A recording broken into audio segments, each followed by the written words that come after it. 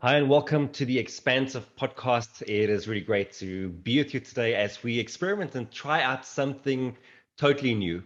As per usual, I have my ever elegant co-host with me, Mr. John Sanei. John, how are you doing, brother? Wonderful, Eric. Good to be chatting to you as always. I'm really excited about today's episode because it's a brand new opportunity for us to have a conversation with somebody else in our world, and we'll introduce him in a short bit. But if this is the first time you've been logging into the Expansive podcast, welcome to it. We do these shows every week, always talking about things that help us expand personally and in our business sense. If you haven't liked us or subscribe to one of our channels, please do so. And if you really enjoy the show, please do go and leave us a review either on Spotify or iTunes. Eric, how's your week been looking, and what's been happening? Yeah, listen, it's really great. We are recording back to back this week, like busy writing keynotes. It feels like it's the usual. Like it's we're back in that space last year where, at some point we were like, well, every week's kind of the same thing. We're like, you're writing talks, you're traveling, like it's kind of the same thing over and over. Right. So I kind of feel like I'm back in that space, which is a really great space to be in. Happy to be here. Yes, exactly. Yes, exactly. And really excited for today's episode as we, we've always said that the expansive is about expanding how you think, how you do things. If anyone has listened to this podcast for any amount of time, they'll know that we've experimented a lot in the name of being expansive. And so today is really us taking another step into the vastness of being expansive. So we decided to invite somebody that I have been watching on stage for many years. I remember the first time I watched Siphiwe Moyo. It was in Sandton at the convention center, and he blew the house away. He was funny. He was engaging. He had such a vibe with him. He also does a bit of a dance on stage. And immediately there was this thing around Siphiwe that was magnetic. And so for the last few years, Erik and I have both been watching Siphiwe grow his brand and do really exceptional work around South Africa. Besides the work that he does that he'll explain to you in a minute, he also comes from incredibly humble beginnings. And for him to have broken out of the township life into this global world of traveling and speaking is just fantastic to watch a real child of Africa becoming a global speaker. It's wonderful to have Siphiwe Moyo with us today. Siphiwe, welcome, brother man. Thank you very much, John, aka fitness influencer. How are you doing? He's obviously listened to that podcast. Yes. Thank you. I just gave you kudos on being a global speaker. You went with fitness influencer. Was that it? Accurate. Was that it? Was that all I got? That's it. If you're hoping for some other intro, whatever, that's it. That's the only thing I can give. Well, wonderful to have you here. Siphiwe, tell us, what do you do, and where do you come from, and just give us a quick synopsis of who you are and what you're up to. Cool, thank you, gents. So I was born in Soweto, but I grew up in some township in the south of Johannesburg called Orange Farm, an informal settlement really, but that has turned into a township. The work that I do now is organizational behavior. So I actually teach this subject called organizational behavior at the few business schools in South Africa. And really the aim is to try and figure out what is the impact of the things that we do as individuals and as teams into organizational effectiveness. So the argument there is that if you want effective organizations, you should really look after individuals, because individual effectiveness will then lead to organizational effectiveness. So that's really what I do. I study that, I teach that, and obviously in the stages that you and I met, I love keynoting. That's the main thing that I really enjoy. And tell me, how many books have you written? I've written 4 books. I don't market the first one because it was terrible. It was just, one of those... It was a really bad book. So I used a metaphor in my first book called Bulls and Bears: Life Lessons from the Financial Markets, and everyone missed the fact that it was a metaphor. So, and then I got this interesting craze about trading and so on, which just didn't work. Okay, well done. 4 books. I know somebody else on this podcast, I won't be naming any names, who's also not proud of his first book. And I don't know why, because it was brilliant. His name's Erik, but I mean, your first book was brilliant and he just doesn't market it. You said you're not going to name anyone. And then like, you go ahead and like, you dox me. No, I didn't. I mean, there was only 3 of us on here. It was a bit of an innuendo. Listen, why were you not proud of it, Erik, quickly before you go? Why were you not proud of your Facebook? No, man, he blows it out of proportion. It's not. I kind of felt like I cheated the first round of book writing, because my first book was Acta Non Verba. So I wrote these daily reflections for like 800 days, and then we took the 160 best ones, we compiled them into a book. And yeah, I don't know, like I just thought by the time the book had come out, I'd grown the content in the book and my writing style. Yeah, and so since then, like John has just like been No. Let me tell you what the real story is. Wait, let me tell you what the real story is. Erik's a perfectionist, and it was such brilliant work. But you know, Siphiwe, it happens to all of us. My new book comes out in 3 months. I was reading it now with the publisher, and it felt dated. And it felt dated because I wrote it a year ago. And I even said to my publisher, is this not dated? And my publisher said, no, this is brilliant. It's like, it's the first time I've read it. I'm like, yo, I've been reading it and thinking it for so long that I think it's like, oh, I don't even know what the world's going to think of it. And Erik's suffering from that. He's like, he did such amazing work, but he'd read it so many times. He's like, I'm so just done with this. You know what I mean? I don't want to even think about it. So he didn't give it the credit it required. But he's got his new book coming out. It's taken 12 years to write this new one. And so hopefully this 14, one will... 14. Yeah, 14. Sorry, you're right. 14. I was going to try to shave off 2 years. It's taken 14 years. So, but listen, enough joking around, because we've got a mastermind here that we want to unpack and have conversations with, but very much in line with what Erik and I do. Erik obviously works on leadership, very much so. I work on futures and psychology. And so this is very slap bang in the sort of center of how we work. But Erik, let me start with you, and you can jump in with Siphiwe and ask some questions from your perspective, and then we can roll it out. Well, I think, when we had our initial chats, I think what was quite exciting for both of us is that Siphiwe speaks a lot about optimism in the workplace. And that's something that I think we haven't actually explicitly touched on in the podcast before. I think in some ways we hopefully paint a picture of the future that excites people and that gets them optimistic about the future. But I don't think we've ever touched on it very specifically. So maybe that's the best place to start, Siphiwe, is like when you hear that optimism in the workplace, where does that conversation start for you? Like, what is important there? Yeah, so thank you for that, Erik. You know, it's one of those topics where the executives and the leaders that I work with, when they hear the word optimism, initially is like, oh God, that sounds very fluffy. It sounds like we must just hug and so on. But optimism really is a very powerful construct. It's about explanatory style, how we explain whatever is going on in our world.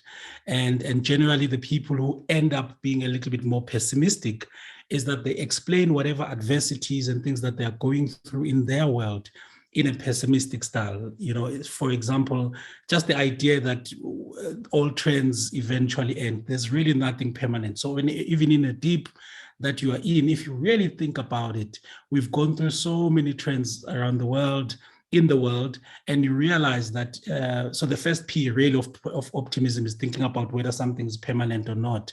Generally, people who are optimistic, they understand that even when they're in adversity, it's not going to be permanent, right? The second explanatory style is around people believing that whatever they're going through is more pervasive than it should be.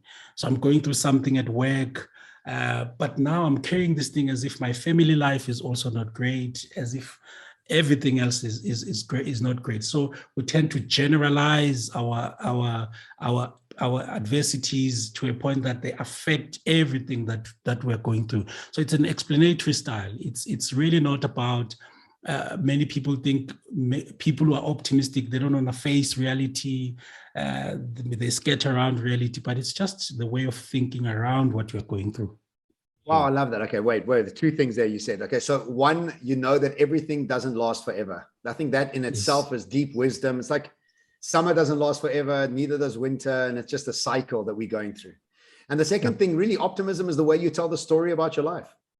I think that's such a simple way of explaining it. Is, I know some people like to talk about drama, and if their life doesn't have drama, they find the drama and then accentuate that. So Yeah, that's fantastic. The way you story tell, that's really good. I remember I made a video many years ago about what movie are you deciding to live in?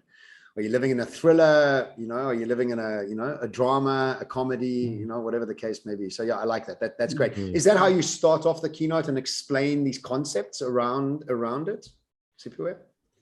I do. So I also think that my work has changed pre-COVID and after. And I think all of us, our work should have changed pre-COVID and after.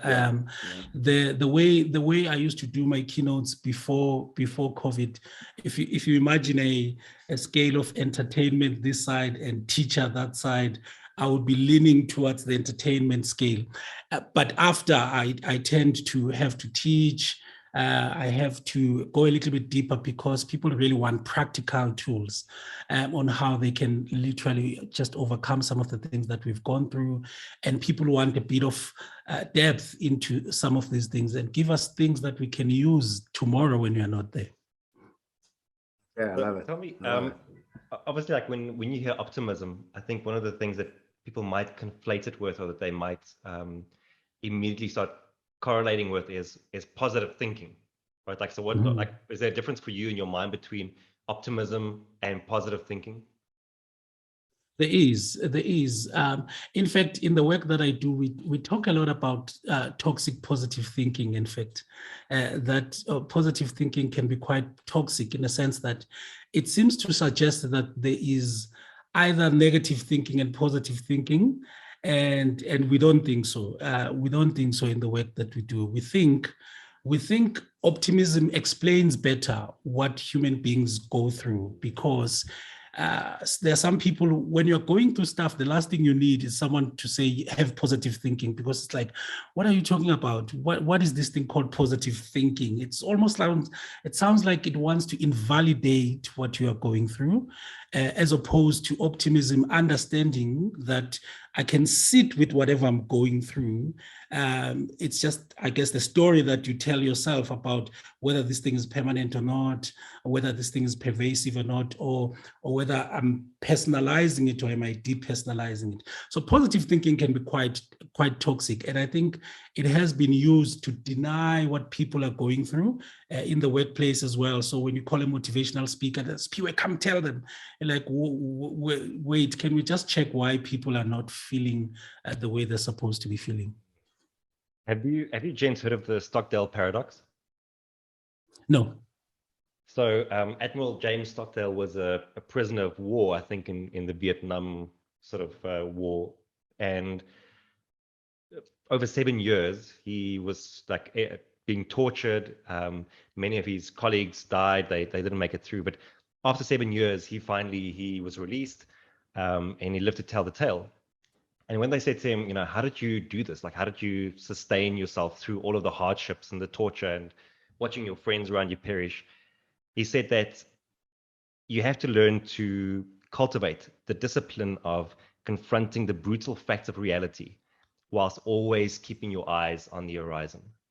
And that's kind of what this sounds like to me, is like, optimism isn't just, I look at the horizon all the time. I'm confronting the brutal facts, but I think that's the paradox. Like, you have to have both.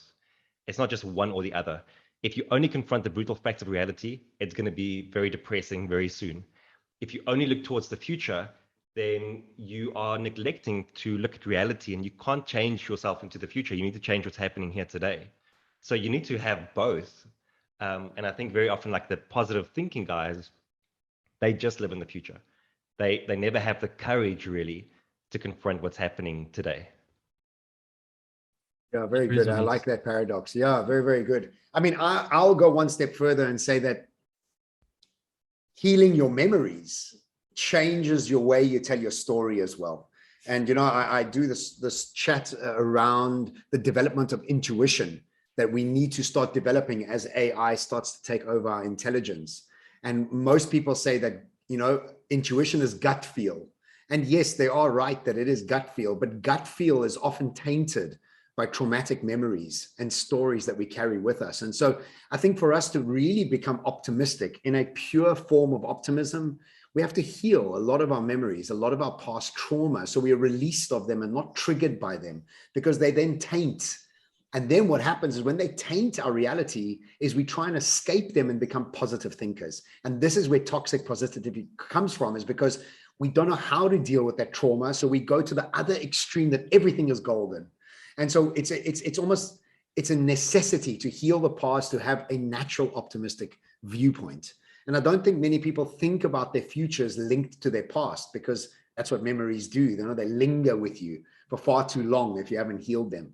So I think that's great. And so Siphiwe, just unpack for us a little bit more. So what are the different points that you take them through? Is it an acronym? How do you go about explaining this optimism at work?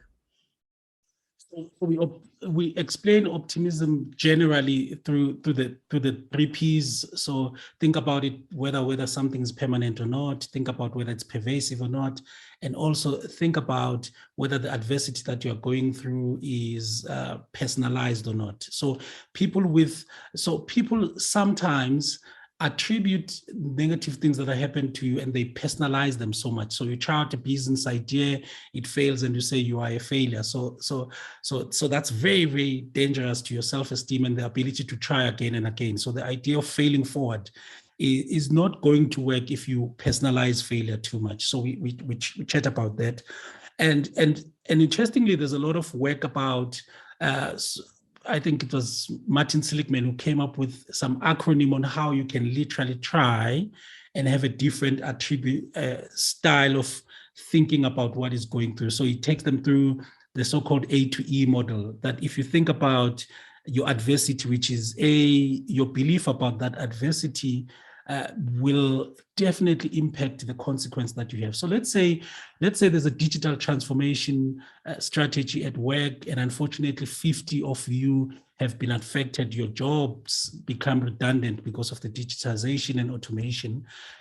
So that's the adversity. You've been made redundant. Your belief about the adversity is, I've never been able to hold on to a job. I'm really stupid. I'll never survive. So that's a really negative attribute to what is going on, and then it leads you to a negative consequence where you can start go downward spiral and really be in a very bad space. What we then do is using a strategy called disputation, which is just go back and find out what the real reason was for this. So disputation is not denial. It's not like I was not retrenched, but it's going back and say, come on, dude, if 50 of you have been let go because of digital transformation, surely it's not because you are stupid, right? And if you successfully dispute that, it then leads to this energization that someone has which is that, wow, I can literally just go and launch my comeback at work. I can launch a business because suddenly I've managed to depersonalize what has been going on. And so that's such a powerful way. If you can manage to help someone go through that, they'll be able to go and launch a business. And I think this is what happens with people who start businesses because maybe they've been faced by adversity, maybe they've been retrenched, is that they've depersonalized that experience and said, this is not me. And therefore they're able to go hustle and try something else. It's very much a coaching approach, right? Because you're getting them to think about their thinking. It's that's what that whole model ultimately takes you through. Is like, here's your thinking about the situation, so think about your thinking, and then when we can change that, then ultimately leads to more optimism. That's exactly what it is. Absolutely. Yeah. Interrogate your thinking. I think it's Adam Grant, right?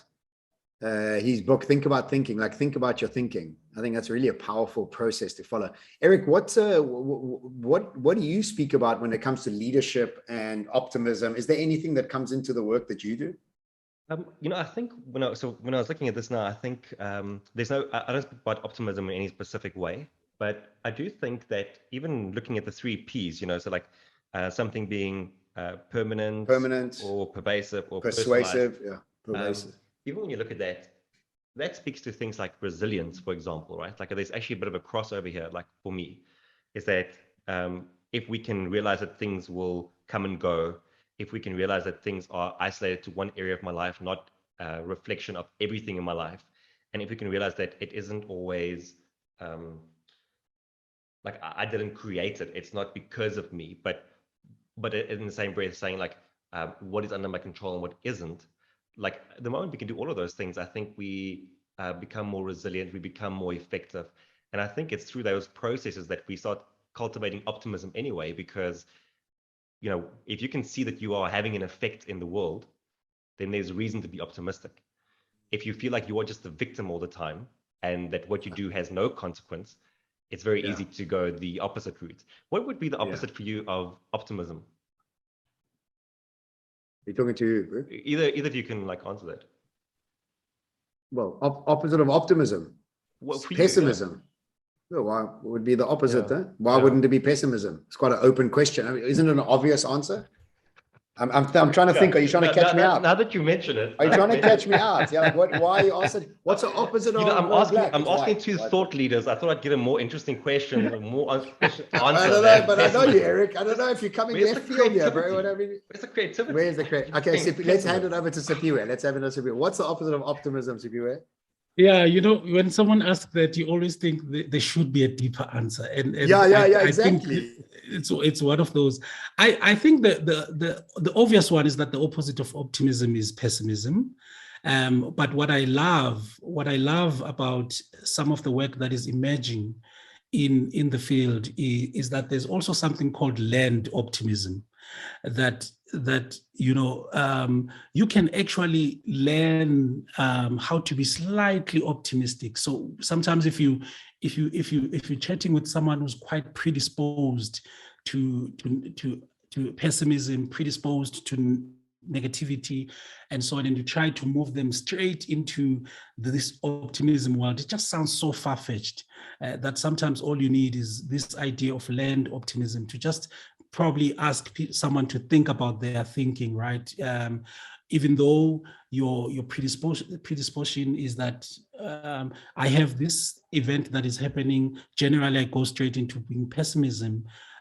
You can learn and cultivate your own optimism, which is a slight shift into a different style of thinking rather than your negative style of thinking. And I suppose that's somewhere in the middle. I relate it to fitness. It's almost like, you know, if you're out of breath when running, you're not fit enough. And so you need to run slower. You can't run a marathon straight away, but you can run 2 kilometers, 3 kilometers. This is exactly the same. It's emotional fitness that we're looking for, mental fitness, because if you're always anxious and if you're always frustrated, you're unfit. You've just not done the work in that space. And I think that everybody has the opportunity to move incrementally towards a more fit mental and emotional states. And I think that's an obvious, that everybody should know that it's out there, that you're not just stuck there forever, you know. And most people, when you're in that dark hole, you think you're just stuck there forever and that's just who you are. And the truth is it's not, you know. Siphiwe, can you give me some examples maybe of some organizations that, so let's say some of our listeners work for organizations, and I imagine many of them have an issue with the sort of thinking inside their businesses, or just a lack of optimism. What would you say some actionable points would be, besides listening to your talk or booking you for the talk? What would be the actionable points for these organizations to take on to change maybe behavior or habit? Yeah, thank you so much, John. I think for me, the first thing that we need to think about is the kind of leadership we have in an organization.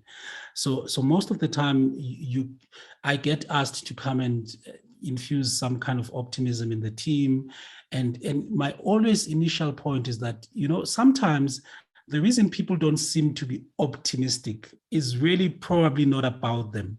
So you have to reflect deeply as a leadership on whether you've also removed certain barriers to performance that could be causing a lack of optimism in the team. So let's think about some of the barriers that we as the leadership team could impose. So no matter how motivated we are, there are certain things that we just can't outperform as people.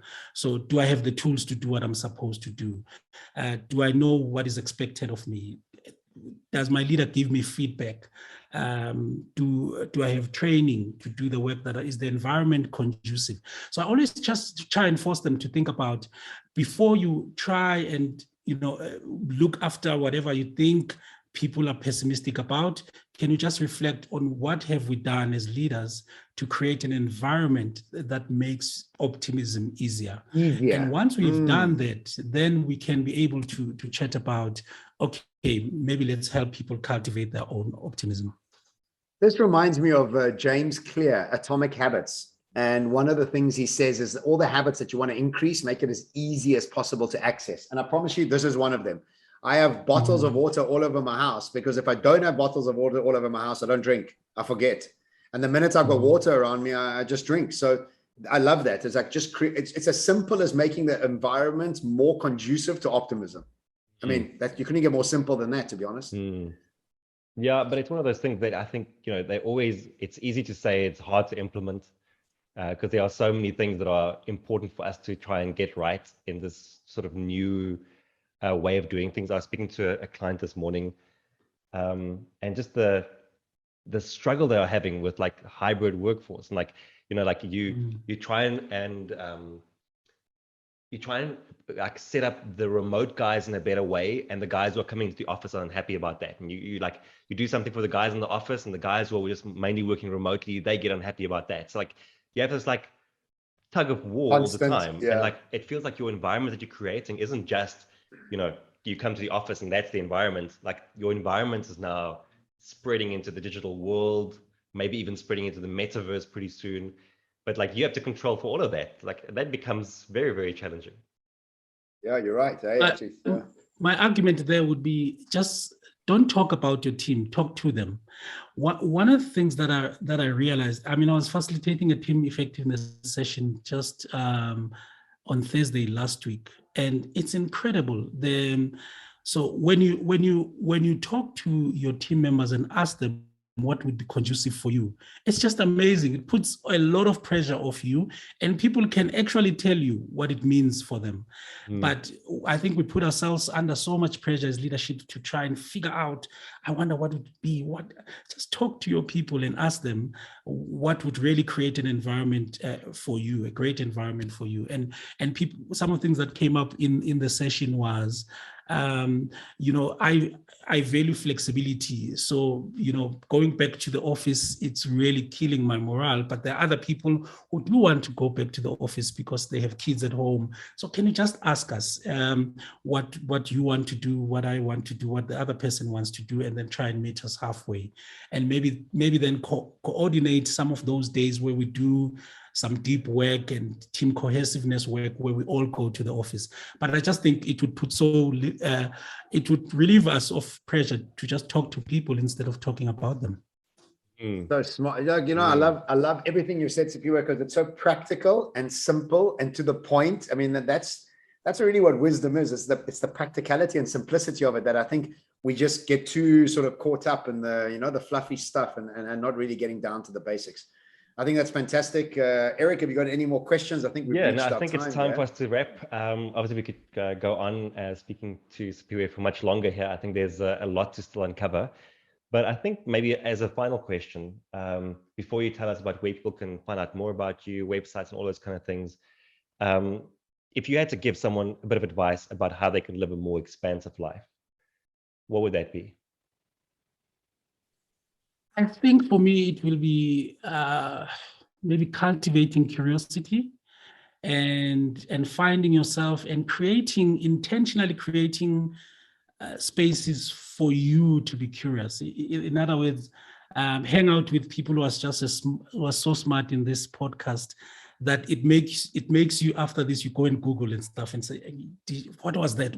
I don't know about that. Like the guy you were just talking about, telling us about this optimism and what happened. Then you go and Google. So just find yourself in ways that will really provoke your curiosity. And I guess if you provoke your curiosity, then it will help live that expansive life that you guys are charging us to do. I love that, but I want to actually ask one question now. Is what, because I've heard you speak about your friends on the train from Orange Village into where, and they're still the same guys on the same train complaining about the same things. And here you are living this incredible life. I guess you earn more than they do in one talk than they do in the whole month, right? I mean, I often think about you and how amazing it must be to have come from that world into this world, and how you're growing in this world. What do you think makes you that successful? What is the one thing that you might have? And do you think it is curiosity, or do you think it's something else? I think it is something else. And I think I think so. I'm really committed to this lifelong learning, but I don't think that's it. I just think there is a certain mindset that I managed to get very early on, and the mindset about just taking charge and taking responsibility for your own life, for me, was a huge catalyst to some of the changes that I've seen. And this message has a bit of controversy, because people say, what, Siphiwe, now that you so now it's easy to say it. Yeah. Now it's easy to say it, yeah, but if you it's a little bit easy to say it. But I managed to get hold of that mindset while I was still in that kind of an environment. And I think instead of dismissing, sometimes people do that because they say, why should I succeed against all odds? Surely odds should be removed. And I think they're right. So there is an element where we shouldn't have people who are fighting and succeeding against all odds. We should have remove as many of these odds as possible for as many people to succeed as possible. But the problem is, you just can't wait for someone to remove those odds against you. While you're fighting, while you're doing this, you gotta have to just take responsibility and try to change the things that you are going through and change your life in spite of those odds. And I think that's what made a difference. Yeah, well, I can definitely tell you it's definitely changed the trajectory of your life and your family's life and your kids' lives. I mean, I think it's fantastic that you have been able to break through and really been succeeding in such a fantastic way. Thank you for joining us today, Siphiwe, as our first conversational guest. You've definitely taught me a couple things. I'm really happy to have learned these things, and maybe even in my own life, maybe I think I personalized one or two things too much, and I could do better at that scenario. So thank you for that. Thank you very much. Yeah, Erik, for having me, gents. Siphiwe, if someone wanted to learn more about the work that you do, or if they wanted to find out more about optimism in the workplace, where do they go? My website is siphiwemoyo.com, and I have some really good resources in my links, particularly on LinkedIn. Hang out with me. I'm sure you'll learn a few things. And we'll make sure to link all of that as well.